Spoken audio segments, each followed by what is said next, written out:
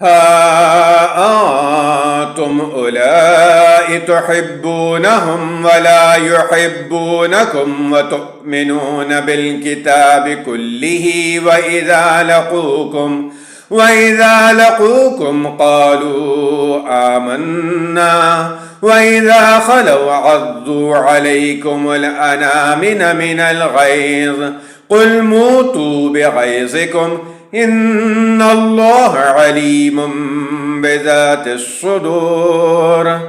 إن تمسسكم حسنة تسؤهم وإن تصبكم سيئة يفرحوا بها وإن تصبروا وتتقوا لا يضركم كيدهم شيئا إن الله بما يعملون محيط.